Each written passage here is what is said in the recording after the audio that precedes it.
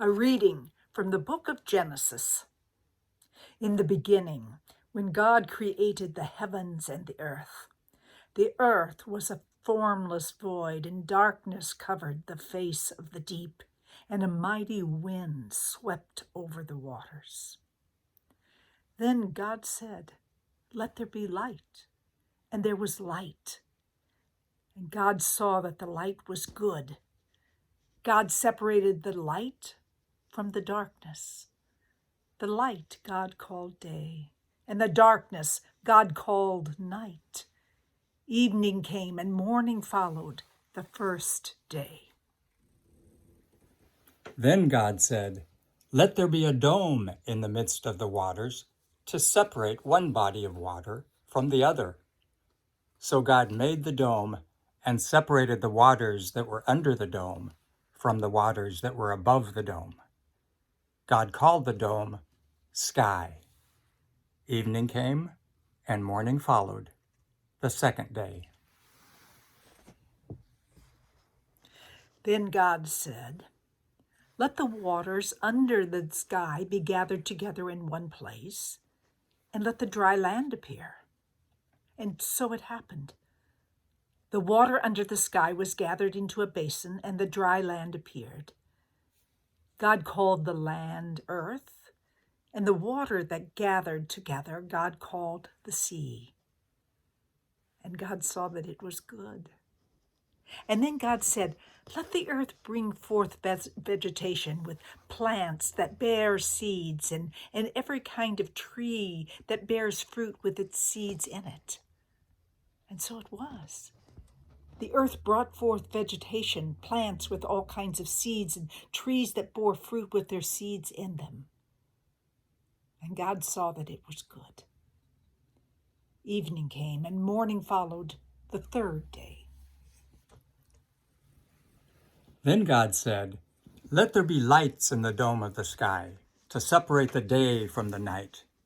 Let them mark the signs and seasons, the days and years, and serve as luminaries in the dome of the sky to shed light upon the earth."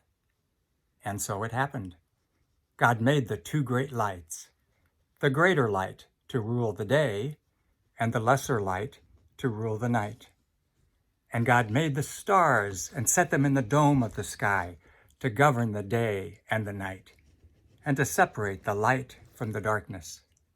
And God saw that it was good. Evening came and morning followed the fourth day. And then God said, "Let the waters teem with an abundance of living creatures, and let the birds fly across the dome of the sky." And so it happened. God created the great sea monsters and all of the swimming things that fill the waters, and all kind of winged birds. And God blessed them, saying, "Be fruitful and multiply, and fill the waters in the seas, and let the birds multiply upon the earth." Evening came and morning followed the fifth day. Then God said, "Let the earth bring forth living creatures of every kind, cattle, creeping things, and wild animals of every kind." And so it happened. God made the wild animals and all kinds of cattle and everything that creeps on the earth. And God saw that it was good.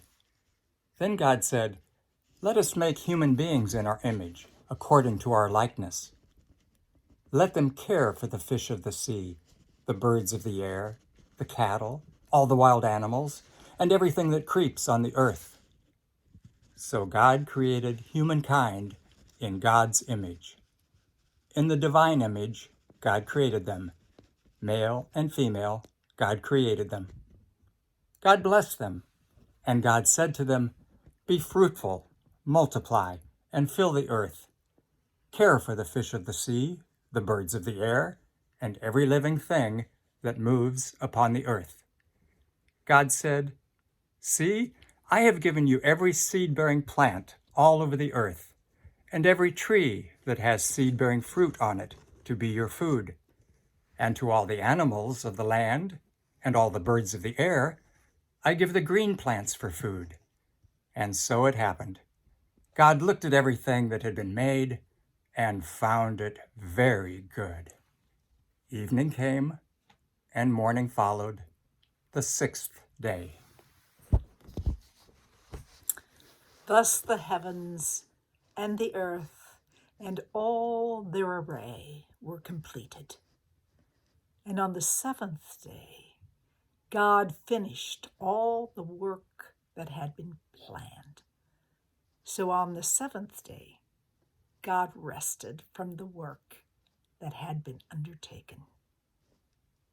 The Word of God. The Word of God.